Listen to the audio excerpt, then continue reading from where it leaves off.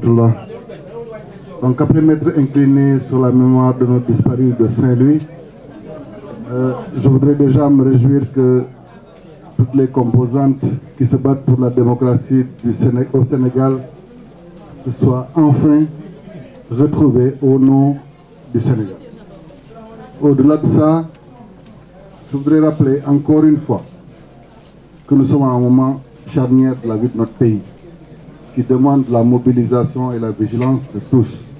Et c'est pourquoi ce front appelle tous les Sénégalais à rester mobilisés au nom de la démocratie pour faire face à cette forfaiture, pour faire face à cette balafre qui reste constante et surtout pour arrêter ce dilatoire qu'il y a et qu'on note de façon constante de la part du président de la République et de ses soutiens. Ce qu'il faut noter, c'est que nous avons aujourd'hui une instance qui nous dirige, qui est le juge des élections, le Conseil constitutionnel, qui a pris des décisions, qui dans le jargon maintenant nous amène malheureusement à des détails. C'est-à-dire quand on est là à discuter sur des sémantiques, meilleurs délais, invitations, alors que tout le monde sait que quand on s'adresse aussi à un président de la République, il y a un jargon pour parler au président de la République. Mais la décision a été ferme et irrévocable et surtout sans appel. Et qu'au nom de ça, le président de la République devait être le premier gardien de la Constitution. Il devait protéger la Constitution de notre pays et veiller tout de suite à exécuter cette décision. Il nous a amenés dans un simulacre de dialogue dont les conclusions vont nous ramener encore une fois à saisir le Conseil constitutionnel. Donc tout ce détour-là pour nous divertir. Mais je voudrais dire aux syndicats de ces collègues chefs de l'État de la CEDEAO que cette invite qu'ils ont faite dernièrement les rend déjà suspects. Et que tout soutien qu'ils donneront aujourd'hui dans un processus qui est autre que celui qui a été dicté par le Conseil constitutionnel aliénera définitivement les Sénégalais de ces institutions-là. Parce que nous ne sommes pas meilleurs que les Maliens, nous ne sommes pas meilleurs que les Nigériens. Donc s'ils acceptent d'être du côté de personnes qui ne respectent pas la démocratie et les libertés, nous nous aliénerons ces pays-là, ces organes-là. Et je voudrais aussi qu'on rappelle qu'au-delà même de la symbolique, du respect que nous devons au Conseil constitutionnel et de ses décisions, nous devons prier, je dis bien, nous devons prier pour la sécurité des membres du Conseil constitutionnel. De la même manière, d'ailleurs, il faut prier pour la vie et la sécurité des candidats, parce qu'on ne sait jamais dans quelle situation on est dans ce pays-là. Mais veillons à ce que les soldats de la démocratie soient protégés par les Sénégalais. Donc, ce qu'il faut noter, c'est qu'à partir du 2 avril,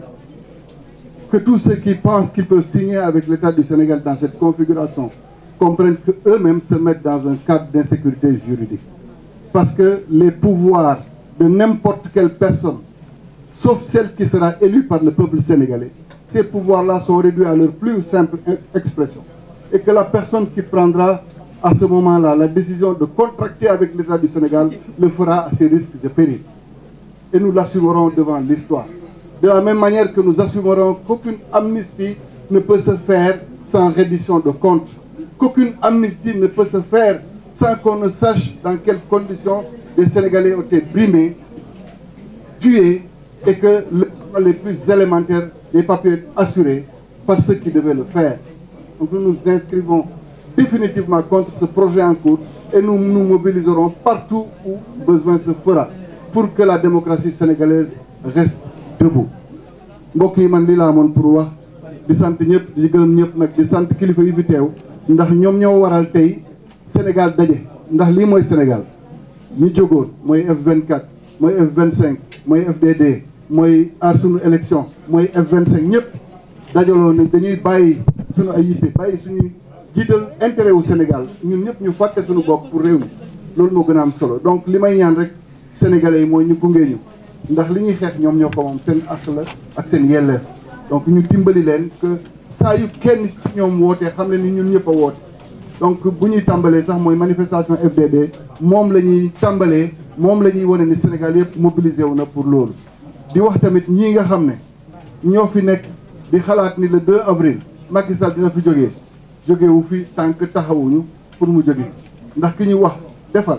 nga xaar fukki fan ak ñaar pour woote dialogue ngay xaar lundi pour ñu jébbal le rapport ngay xaaraat après pour joxaat ko constitutionnel conseil constitutionnel mooy amoo benn yéene pour def